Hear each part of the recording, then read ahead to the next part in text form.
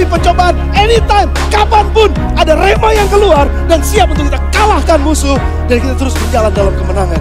Jangan simpan pedang saudara, jangan simpan terang saudara, tapi jalanlah, hiduplah dengan terang dan pedang yang ada di tangan saudara. Dan itu adalah the living word.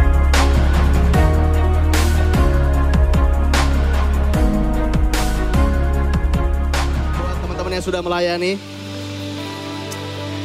Shalom, selamat siang Bapak Ibu.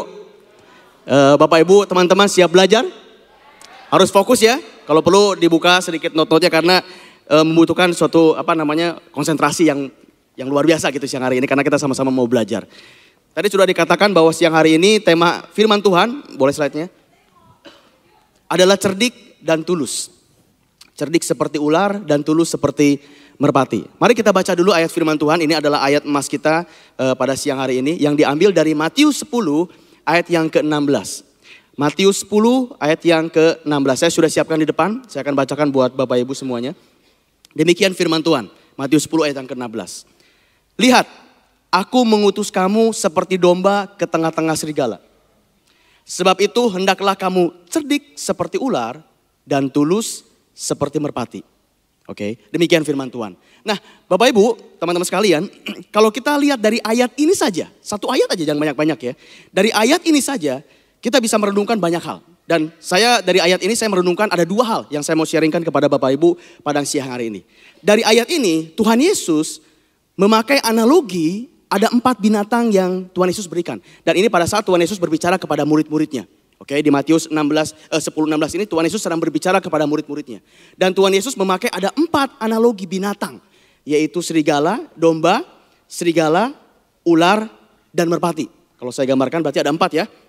Ada serigala, ada domba, ada ular, ada merpati. Bapak Ibu, ini perenungan saya pertama. Tadi waktu kita baca Matius 10 ayat yang ke-16, saya nggak tahu Bapak Ibu sempat terfikir apa enggak. Tapi waktu saya baca, terlintas dalam pikiran saya begini. Ini pikiran saya. Bapak Ibu pernah bertanya enggak? Tadi kan Tuhan Yesus mengutus murid-muridnya itu seperti domba ya. Betul ya? Ke tengah-tengah serigala. Terbesit enggak dalam Bapak Ibu pikiran gini? Kenapa sih Tuhan Yesus mengutus kita kok seperti domba? Kenapa enggak Tuhan Yesus mengutus kita seperti singa gitu? Atau seperti beruang gitu? Atau bahkan seperti dinosaurus gitu? Betul enggak? Coba kalau bayangkan kalau kita diutus seperti singa. Takut enggak sama serigala? Enggak, bahkan serigala takut sama kita. Ini menurut saya aneh, kenapa Tuhan Yesus udah tahu gitu. Udah tahu nanti kita di tengah-tengah serigala.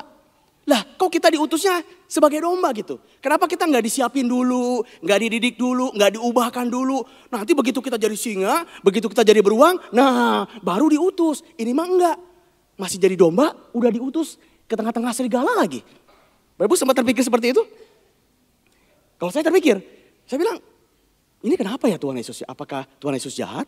Tentu tidak, betul gak? Karena Tuhan itu selalu baik. Pasti ada maksud di balik ini, nanti kita bahas ya. Itu perenungan saya pertama Bapak Ibu, dari ayat ini. Perenungan saya yang kedua. Coba saya mau tanya ke Bapak Ibu teman-teman yang ada di sini siang hari ini. Dari 4 binatang ini, serigala, domba, ular, dan merpati. Mana yang menurut Bapak Ibu yang paling penting? Mana hewan atau binatang yang paling penting yang harus pertama kita perhatikan dulu? Coba. Dan saya sudah siapkan binatang-binatang itu ke sini.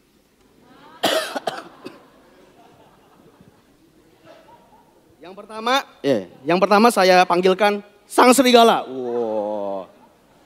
Ini anggap aja serigala Bapak Ibu ya. Serigala.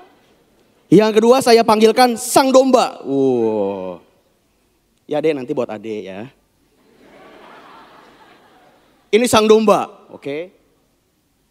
Yang ketiga sang ular. Wow, ini ular, Ibu. Oke, ular. Lalu yang terakhir yang paling kecil, tapi ini juga penting, burung merpati. Wih, kecil banget, tapi ini burung merpati. Nah, Ibu, ini 4 binatang yang tadi Tuhan Yesus pakai sebagai analogi pada saat dia bicara kepada murid-muridnya. Pertanyaan saya atau renungan saya yang kedua tadi yang saya tanyakan kepada Bapak Ibu dan teman-teman yang di sini. Dari 4 binatang ini, oke, mana yang binatang paling penting? Grup A, grup B, grup C, grup D, grup F. Mana yang paling penting dari keempat binatang ini? Yang perlu kita perhatikan dulu. Jawabannya domba. Kita mesti jadi domba dulu. Ingat tadi firmannya, betul nggak? Aku mengutus engkau seperti domba ke tengah-tengah serigala.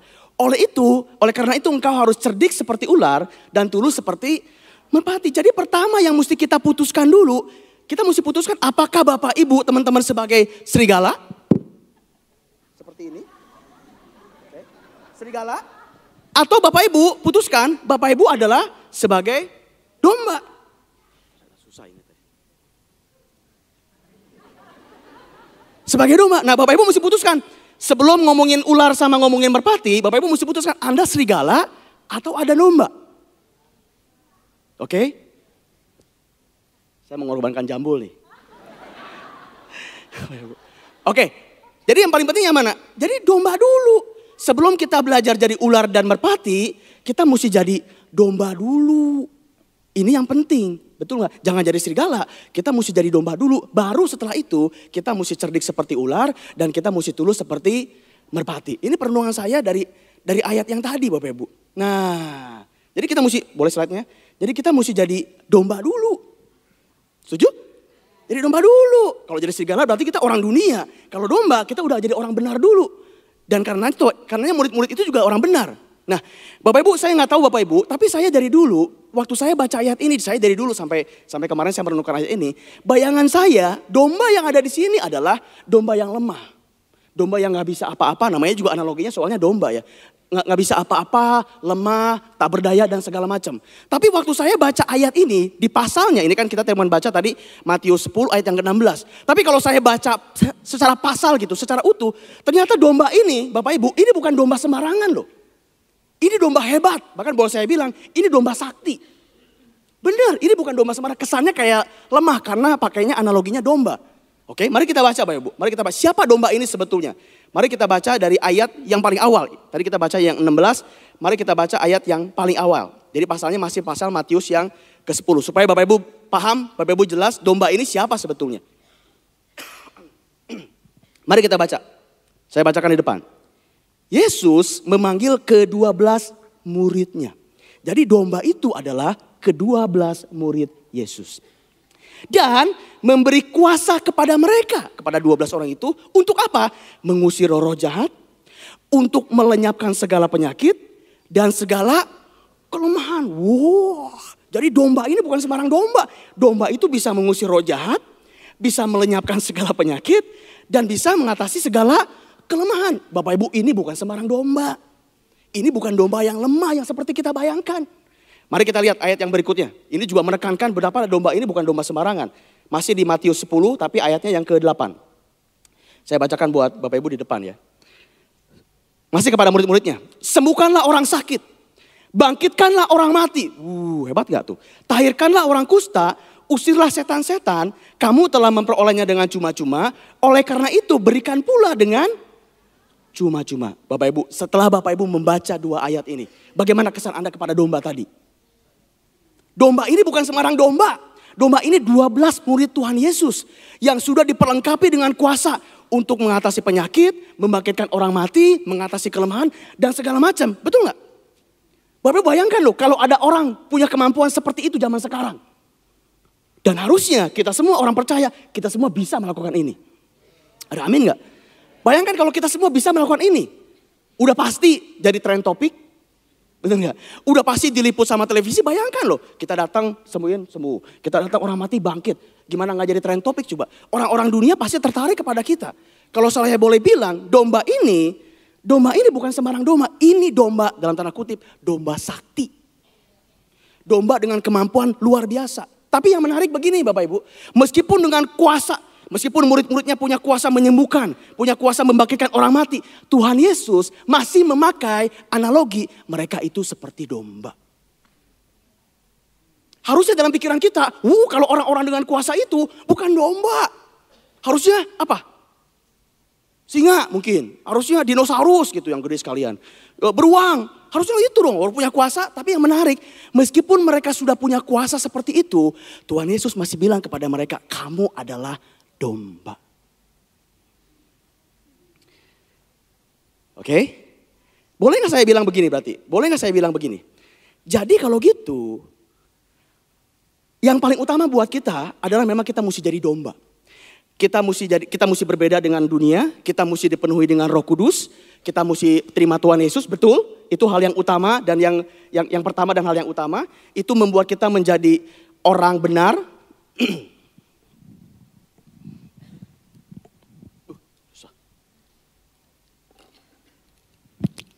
Ini membuat kita menjadi, istilah saya adalah orang benar.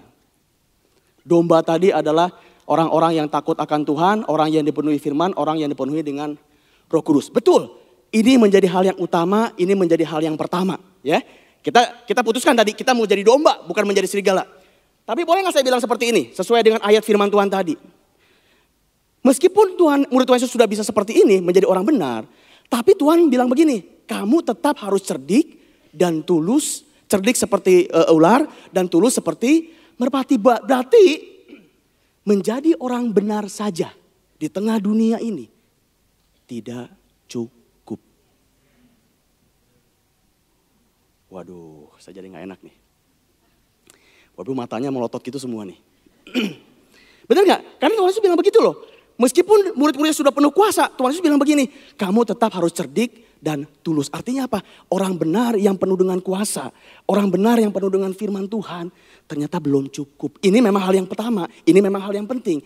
Dibutuhkan kecerdikan, dibutuhkan ketulusan untuk kita bisa hidup di tengah dunia ini. Oh, ya pasti kalau kita karena tidak cerdik, tidak tulus, lalu kita cepat mati gitu ya, lalu kita cepat meninggal, masuk surga ya masuk surga. Tapi dampak kita kepada dunia kurang, tidak sesuai dengan apa yang Tuhan Yesus harapkan.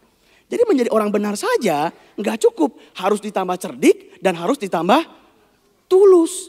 Saya kasih ilustrasi biar Bapak Ibu lebih terbayang. Misalnya begini, saya adalah pendekar yang belajar di gunung. Senjata saya ada 2, satu ini, satu lagi buat mukul paku. Bayangkan, saya selama ini berlatih di gunung, di Shaolin. Wah, saya berlatih. Cek. Susah. Wah.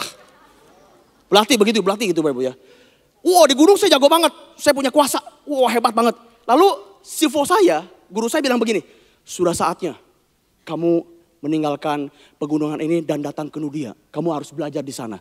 Temui orang-orang dan belajar di sana. Hai sifo, itu Bapak Ibu. Siap sifo. Saya datang dari gunung dengan penuh kuasa, dengan penuh ilmu. Senjata saya palu 1 dan ini toya. Saya datang ke kota, ini kan di gunung ya, saya datang ke kota. Wow, saya bangga Bapak Ibu karena saya punya kuasa nih, awas. Siapa yang berani? Gitu Bapak Ibu. Tapi ternyata begitu saya datang ke kota, aduh, saya gak pernah nemuin orang-orang kayak di kota gitu. Licik-licik, penuh dengan akal bulus, saya gak pernah nemuin di pegunungan, gak pernah ada. Begitu saya datang ke kota, ketemu sama orang licik, pusing saya. Karena saya gak nyangka, gila ada orang sejahat ini ya. Di gunung mah gak ada, adanya monyet. Di sini mah orang-orangnya licik-licik, waduh.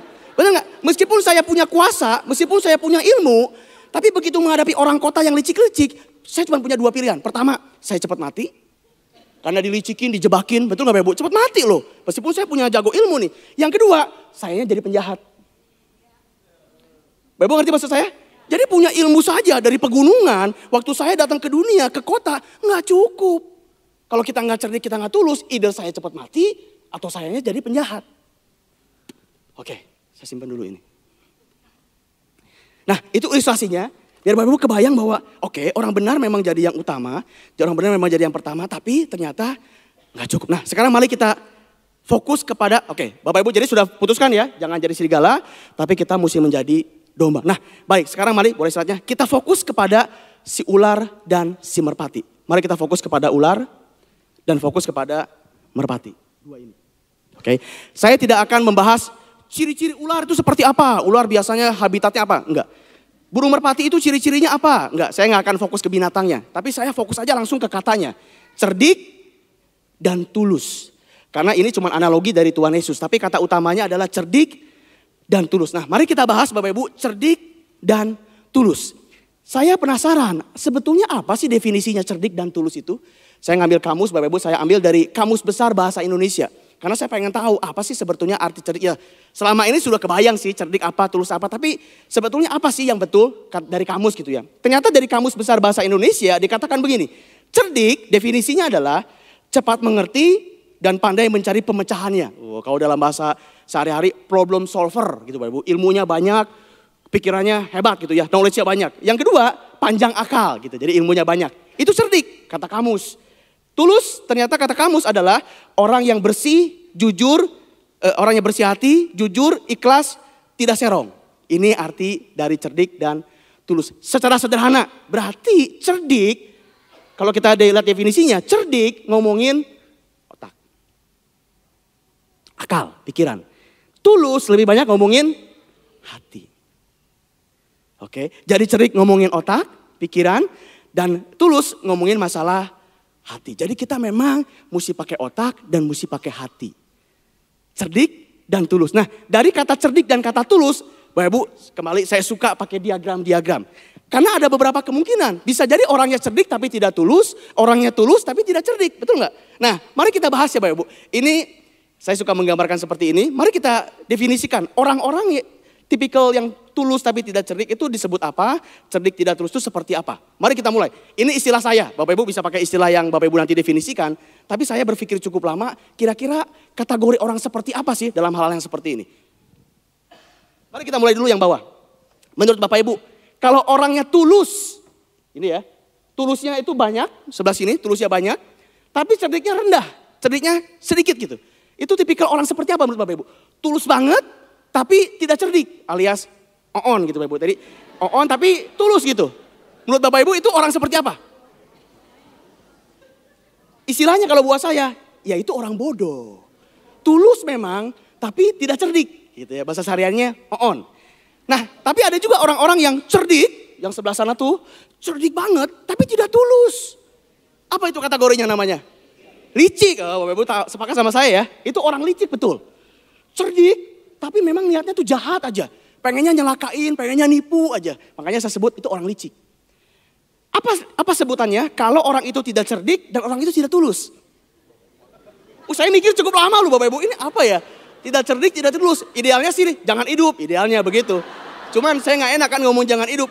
Kira-kira kalau tidak cerdik dan tidak tulus apa?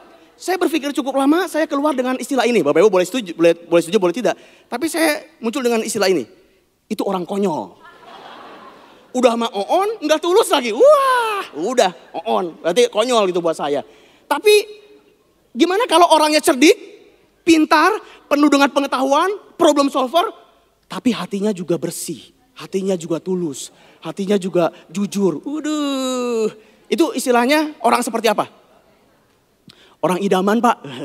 Ya memang idaman, tapi istilahnya apa? Buat saya, sekali lagi ini istilah saya, itu adalah orang-orang yang saya sebut orang bijak. Cerdasnya mantap, betul nggak? Tulusnya juga keren. Itu buat saya, itu namanya orang bijak.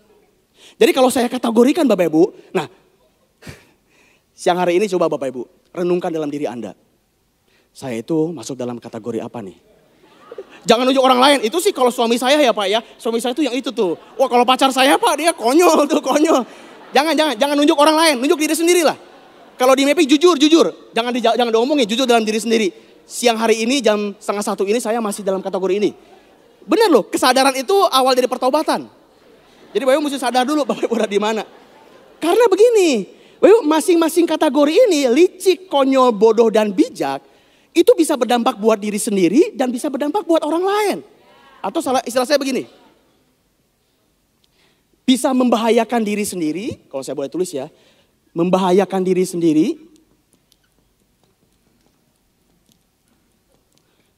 Membahayakan diri sendiri, ketiga tipe tadi. Dan bisa juga membahayakan orang lain. Jangan sembarangan Bapak Ibu dengan kategori ini. Membahayakan orang lain. Nah coba ya mari kita lihat ya. Boleh slide-nya lagi. Buat orang yang bodoh. Kira-kira berbahaya buat siapa? Orang yang bodoh ini. Buat diri sendiri, buat orang lain, atau buat dua-duanya atau apa? Ayo kita main tebak-tebakan nih. Oh iya bisa semua memang, kalau dikait-kaitin bisa semuanya memang. Tapi yang paling mandatory gitu, yang paling besar, orang bodoh itu bahayanya buat siapa? Buat diri sendiri. Buat diri sendiri Bapak Ibu. Ini tulusnya itu kalau nggak cerdik itu berbahaya buat diri sendiri. Kalau orang licik berbahaya buat diri sendiri atau siapa? Buat orang lain, betul. Oke, berbahaya buat orang lain. Jadi bahaya nih Bapak Ibu. Pinter saja nggak tulus bisa berbahaya buat orang lain. Kalau orang konyol, Ke manusia dan ke Tuhan Pak kalau konyol. Iya memang. Jangan. Oke. Banyaknya menurut saya tetap berbahaya buat diri sendiri. Kalau bijak, bijak itu berguna buat diri sendiri dan berguna buat orang lain. Ini rezeki anak soleh Bapak Ibu, ini nih. Bijak itu berguna buat diri sendiri dan berguna buat orang lain. Nah kalau Bapak Ibu perhatikan, tidak heran berarti kalau kita lihat begini, berarti kalau kita tidak cerdik, berarti kita konyol dan bodoh.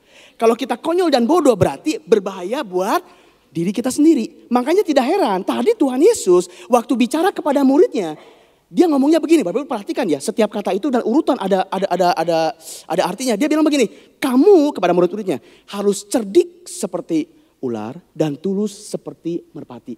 Tidak dibalik. Dia tidak bilang tulus seperti merpati dan cerdik seperti ular. Karena memang kita kudu cerdik dulu. Karena kalau tidak cerdik, bahaya 2 kali buat diri kita. Kalau kita tulus, kalau kita tidak tulus, bahayanya 1 buat diri kita, 1 buat orang. Tapi kalau kita tidak cerdik, double impact buat kita. Berbahaya buat diri kita sendiri. Makanya Tuhan ngomong gini, kamu mesti cerdik dulu, baru tulus. Oke, nah Bapak Ibu, boleh nggak kalau saya simpulkan begini? Berarti orang benar saja, firman Tuhan katakan, memang ini yang paling utama, tapi tidak cukup. Kita butuh menjadi orang bijak.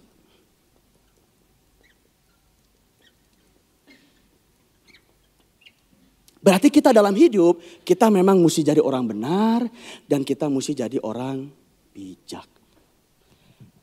Saya simpulkan dengan gambar ini. Pertama, kita harus jadi orang benar. Bagaimana caranya jadi orang benar? Kita penuh dengan firman, kita penuh dengan Roh Kudus. Kita jadi domba. Oke. Tapi itu ternyata tidak cukup. Kita juga mesti jadi orang yang bijak. Bagaimana caranya jadi orang bijak? Kita mesti cerdik dan kita mesti tulus. Kita mesti cerdik dan kita mesti jadi orang yang tulus. Bapak Ibu, ini modal dalam hidup.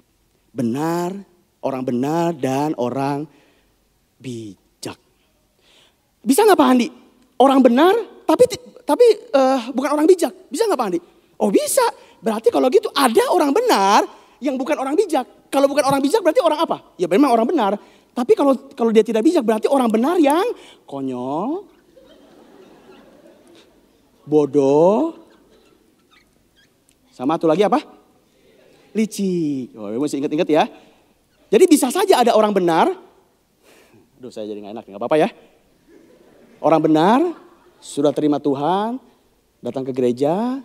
Tapi kalau dia tidak bijak, dia orang benar yang entah licik, entah konyol, entah bodoh.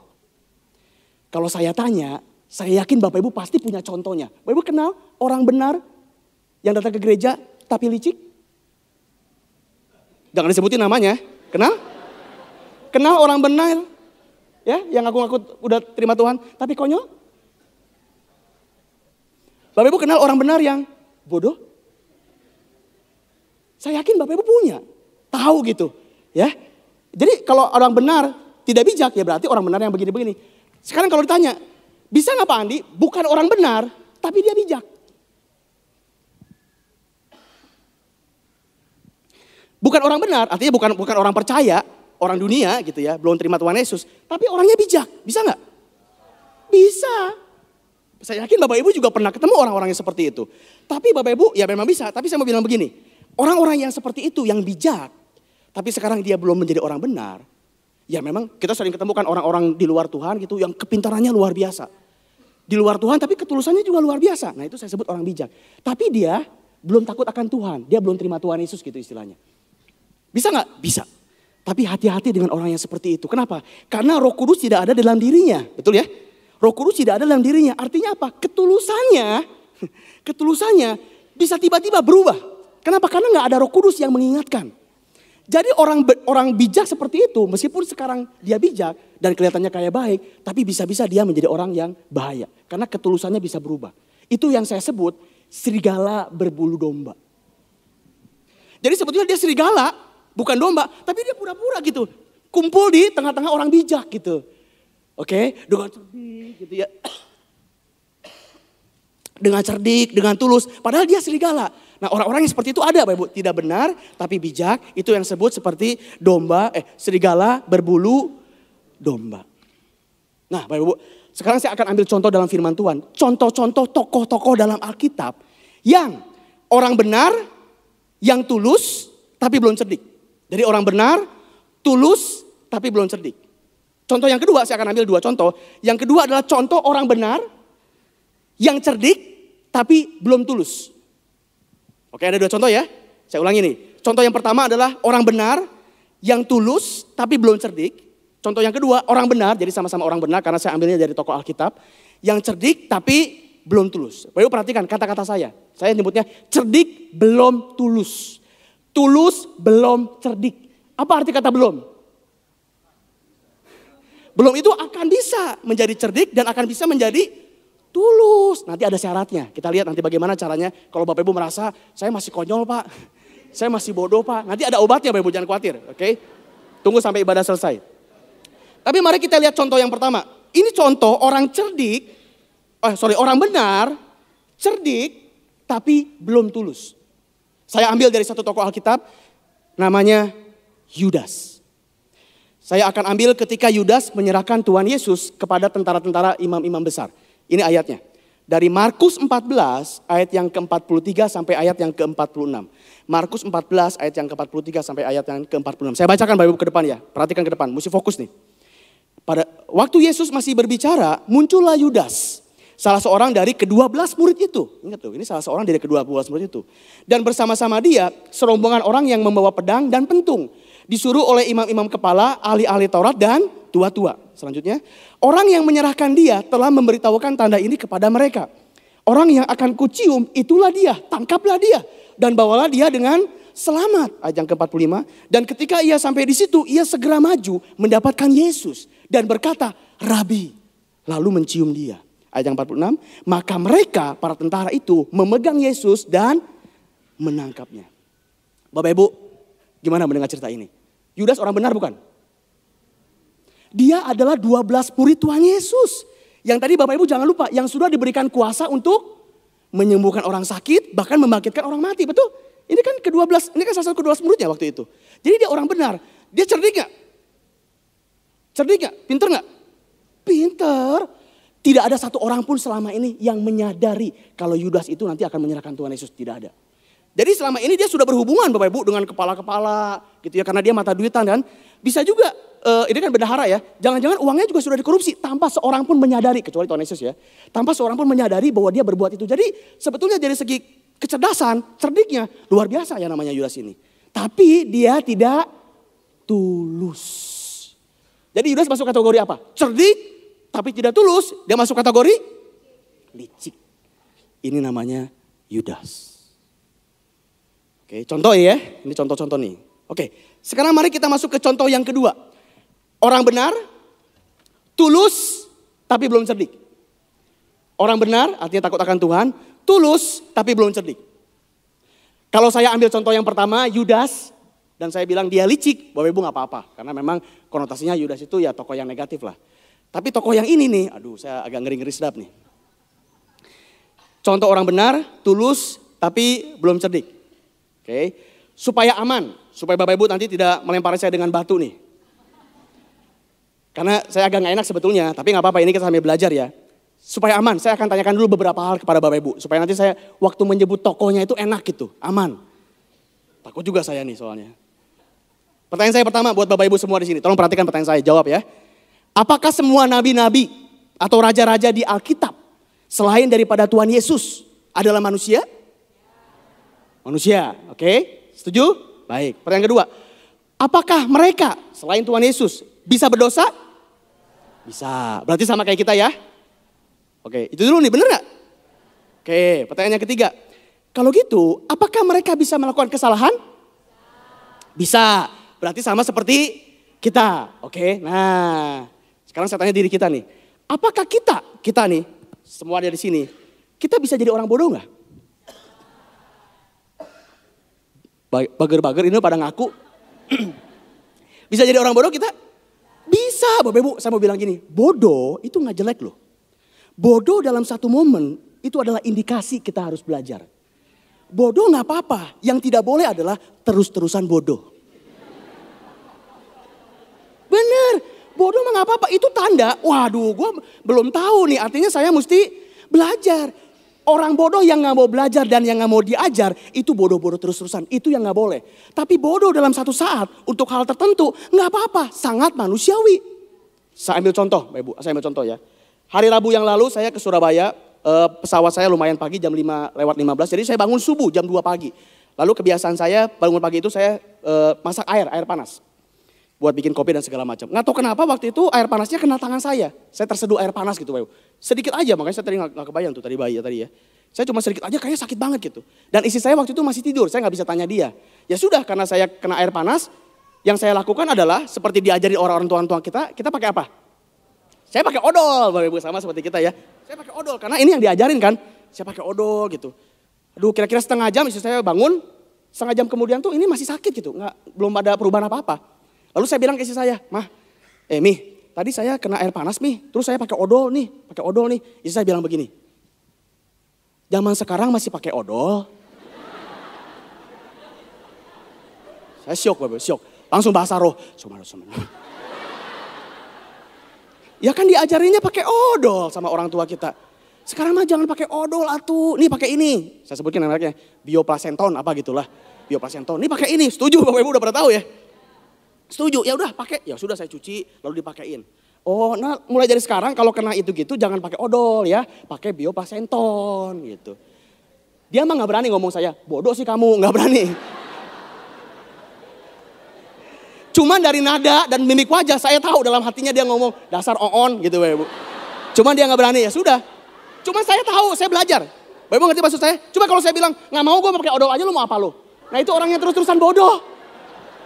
Tapi saya mau belajar, ya memang saya nggak tahu, ya saya diajarin.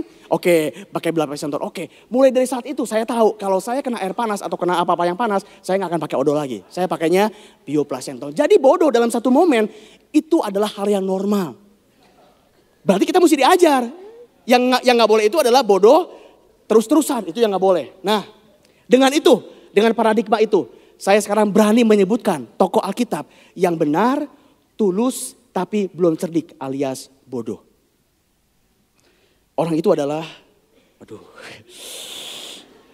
dengan segala hormat saya kepada beliau, namanya adalah Musa. Oh, sabar ya, Bapak Ibu. Musa, sekali lagi ya, bodoh dalam satu momen itu manusiawi. Musa, nanti kita akan baca ayatnya. Dalam momen itu, menurut saya dia masih bodoh. Dan tapi syukurnya dia mau diajar. Mari kita baca ayatnya. Ayatnya ada di Keluaran 18, 13 sampai 23. Oke, saya akan bacakan setengah, nanti saya akan langsung loncat ke ayat 23 karena waktu kita tidak banyak. Tapi ini kejadiannya, Keluaran 18, 13 sampai 23. Saya bacakan Bapak Ibu. Ini menurut saya pada saat momen ini Musa masih bodoh.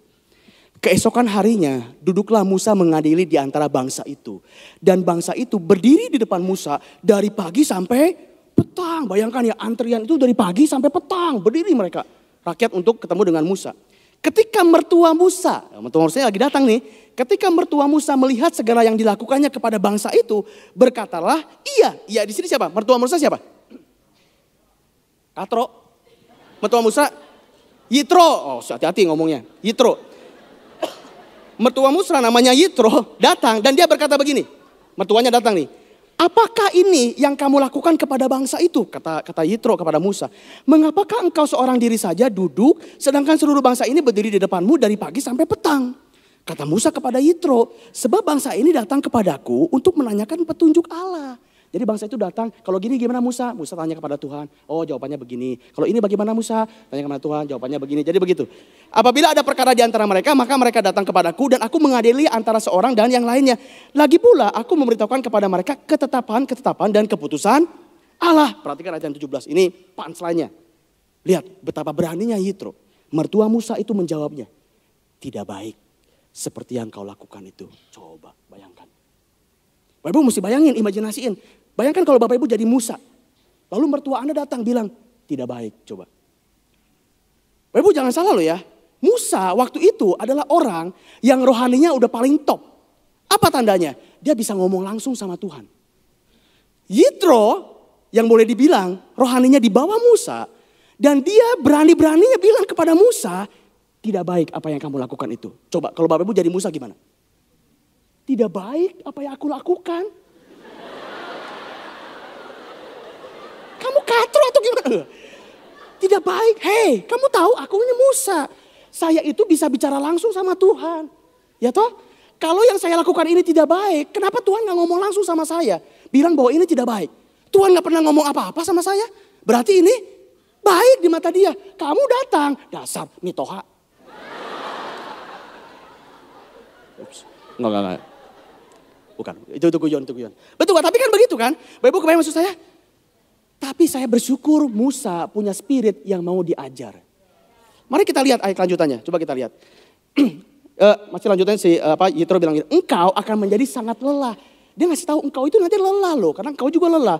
Baik engkau maupun bangsa yang beserta engkau ini. Sebab pekerjaan ini terlalu berat bagimu. Takkan sanggup engkau melakukannya seorang diri saja. Singkat cerita Bapak Ibu. Yitro nanti bilang kamu mesti pilih. Pemimpin buat 1.000 orang. Pemimpin buat 500 orang. Bapak Ibu sudah tahu ceritanya ya. Pemimpin buat 100 orang dan pemimpin buat 50 orang. Dan semua dilakukan oleh Musa. Saya langsung ke ayat ke-23. Kesimpulannya begini. Kata Yitro, jika engkau berbuat demikian dan Allah memerintahkan hal itu kepadamu, maka engkau akan sanggup menahannya. Dan seluruh bangsa ini akan pulang dengan puas senang ke tempatnya. Dengan melakukan ini, engkau tidak akan lelah, bangsa Israel pun tidak akan lelah. Tidak perlu ngantri dari pagi sampai sore, tapi kamu harus melakukan ini. Buat saya, pada saat momen itu, Musa masih bodoh. Tapi pada saat momen itu juga ada orang yang namanya Yitro. Ngasih tahu yang betul itu seperti apa. Dan saya bersyukur Musa ternyata dia mau menerima ajaran itu. Bapak Ibu saya mau tanya, Musa itu kurang tulus apa coba orangnya? Betul gak? Dia kan tulus banget. Bapak Ibu masih ingat di bilangan? Musa bilang begini loh di bilangan. Tidak ada satu orang manusia pun di muka bumi yang lebih lembut hatinya daripada aku. Itu Musa yang nulis. Jadi secara hati dia lembut banget. Bapak Ibu dan dia tulus banget. Cuman mohon maaf sekali lagi saya boleh bilang. Di sini di momen itu dia masih bodoh. Bodoh untuk satu waktu menurut saya nggak apa-apa. Bodoh terus-terusan yang nggak boleh. Bapak Ibu semakin kita mau diajar. Kita punya kerendahan hati mau diajar. Dikasih tahu sama orang. Kita akan semakin cerdik. Masalahnya kita terlalu egois. Terlalu malu, terlalu ego gitu. Lu siapa ngasih tahu gua? Untung Musa nggak seperti itu. Dia mau mendengarkan. Oke. Jadi Bapak Ibu kalau saya mau bilang, boleh ke slide-nya. Masih bodoh di sini Musa, tapi untungnya dia mau mendengarkan sehingga dia menjadi orang yang bijaksana. Nah, kalau saya tanya ke Bapak Ibu sebagai penutup nih, siapa yang mau jadi orang bijaksana? Kalau orang benar, saya yakin semua sudah benar lah ya. Amin? Sudah benar ya. Siapa yang mau jadi orang bijaksana? Kalau saya tanya begitu, saya yakin semuanya mau. Nah, bagaimana caranya? Itu kan yang menjadi pertanyaannya. Bagaimana caranya Pak Andi? Saya mau jadi orang yang bijaksana. Saya masih ini Pak, sekarang saya masih ini Pak. Tadi bagaimana caranya menjadi orang bijaksana? Firman Tuhan sudah memberitahu jawabannya apa. Catat baik-baik Pak Ibu. Amsal 19 ayat yang ke-20. Amsal 19 ayat yang ke-20. Demikian firman Tuhan. Dengarkanlah nasihat. Dan terimalah didikan. Supaya engkau menjadi bijak di masa depan. Kunci untuk menjadi orang yang bijak adalah kita mau mendengarkan nasihat dan mau mendengarkan didikan. Dalam bahasa yang lain, kalau saya konversi dalam bahasa yang negatif. Jadi kalau Bapak Ibu tidak mau dinasehatin, Bapak Ibu tidak mau dididik, Anda akan selamanya entah jadi orang konyol, entah jadi orang licik, atau entah jadi orang bodoh. Didikan dan nasihat itu sangat penting. Mas, pertanyaan berikutnya. Nasihat dan didikan dari siapa yang mesti kita dengar? Nasihat dan didikan dari siapa yang mesti kita dengar? Yang pertama jawabannya dari firman Tuhan. Udah pasti. Pertama itu. Apalagi kita orang benar kan. Jadi yang pertama yang mesti kita lihat. Nasihat dan didikan dari firman Tuhan. Alasannya apa? Alasannya saya ambil dari ayat ini. 2 Timotius 3 ayat yang ke-16. Ini bukti bahwa firman Tuhan bisa mendidik dan bisa menasihati kita. Mari kita baca ayatnya. Segala tulisan yang diilhamkan Allah memang bermanfaat untuk mengajar dan untuk menyatakan kesalahan, untuk memperbaiki kelakuan dan untuk mendidik orang dalam kebenaran. Jadi yang pertama yang mesti kita lihat adalah nasihat dari firman Tuhan. Bapak, firman Tuhan itu luar biasa loh. Selain membuat kita menjadi domba, ini kan firman Tuhan kan ya. Kalau kita menjadi orang benar kan firman Tuhan. Selain kita menjadi domba, firman Tuhan bisa membuat kita menjadi cerdik. Dan firman Tuhan juga bisa membuat kita menjadi tulus. Karena ini adalah bijaksana. Itu yang pertama. Nasihat bisa juga datang dari, yang kedua, dari siapapun dan apapun. Dari siapapun dan dari apapun. Selama itu benar. Kita bisa belajar dari orang dunia. Musa tadi belajar dari Yitro. Yang mohon maaf, secara kerohanian memang lebih tinggi Musa, betul gak? Jadi kita bisa belajar loh dari orang dunia. Yang tidak boleh itu serupa dengan dunia. Tapi belajar kita boleh. Dari siapapun selama itu benar. Jadi kita bisa belajar dari siapapun. Dan kita bisa belajar dari apapun. Apa itu maksudnya apapun? Kita bisa belajar kadang-kadang kita lagi nyeterin ada reklame kan. Yang berkata dilarang ini. Wah, dilarang pegang handphone selama dalam nyetir. Itu kan sebetulnya ajaran yang betul, nasihat yang betul. Tapi kalau kita nggak mengabaikan itu, kita tetap aja begini, kita bisa jadi orang konyol kecelakaan. Betul, jadi bisa jadi apapun. Bahkan Bapak Ibu ingat kisah Bileam? Tuhan pakai apa untuk mengingatkan Bileam? Hati-hati nih, saya tuh suka Pak Baliut. Keledai, bukan kedelai ya. Tuhan pakai keledai untuk mengingatkan yang namanya Bileam. Jadi kita bisa dengar dari apapun dan kita bisa mendengar dari siapapun. Itu kunci kalau kita mau menjadi orang bijak. Sebagai penutup, ini tips dari saya. Ini nasihat dari saya buat Bapak Ibu. Karena nasihat bisa datang dari siapa saja ya. Bapak Ibu, kalau masalah cerdik, biasanya orang gak punya isu. Cerdik itu lebih jelas. Oh, yang penting baca buku, yang penting ilmunya banyak, itu cerdik. Yang orang seringkali sulit adalah tulus itu gimana ningkatinnya. Karena tulus itu gak kelihatan. Tulus itu adanya di dalam soalnya. Niat orang, betul gak? Niat gak kelihatan loh. Waktu kita bisnis sama orang gitu. Kita gak bisa tahu niatnya baik apa enggak. Nanti setelah berjalan waktu kita ditipu. Baru kita bisa bilang niatnya dari awal jelek. Tapi waktu dari awal-awal. Dari awal-awal kita gak tahu niatnya, betul gak? Nah, sulit melihat ketulusan, sulit. Tapi saya mau kasih tip nih Bapak Ibu. Ini buat Bapak Ibu. Saya gak ngomongin orang lain, buat Bapak Ibu. Pak Andi gimana saya tahu Pak kalau saya itu sudah tulus apa enggak? Ini tipsnya.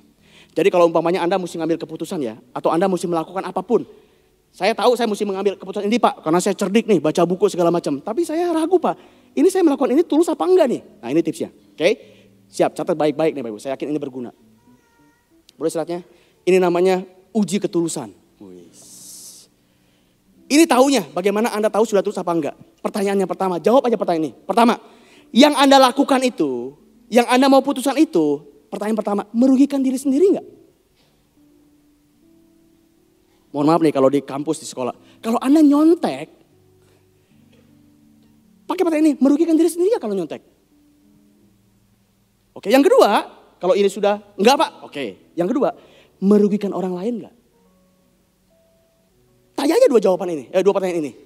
Kalau salah satu dari pertanyaan ini Anda jawab ya, berarti Anda belum tulus. Kalau Anda belum tulus, berarti ketulusan Anda kecil, artinya either Anda orang licik atau Anda orang konyol. Karena ketulusannya ada di kategori yang rendah. Ingat, saya ulangi Bapak Ibu. Merugikan diri sendiri dan merugikan orang lain atau tidak. Selama jawabannya tidak, berarti niat Anda sudah tulus. Saya ulangi sebentar sebagai penutup. Saya tutup dengan ini Bapak Ibu. Jadi, jadilah orang benar lebih dahulu.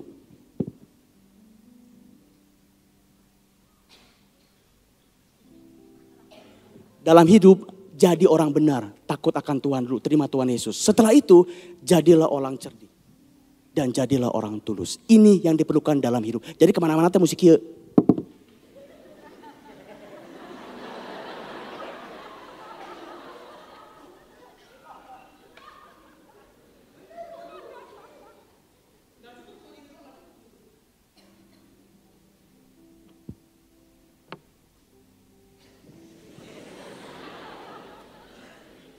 Nah, sebagai penutup Bapak Ibu, saya punya rumus. Rumus ini yang saya harap Bapak Ibu bisa ingat.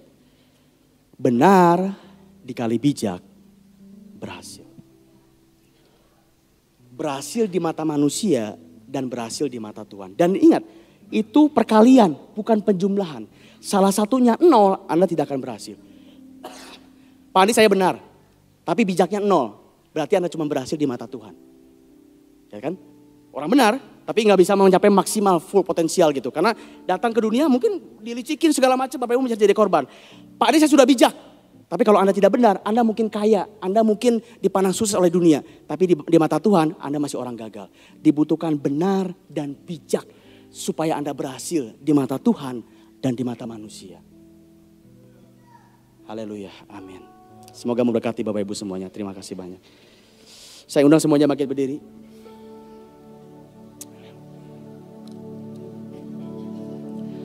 Ini kesempatan yang sangat baik Bapak Ibu. Saya yakin firman Tuhan ini tidak sia-sia disampaikan.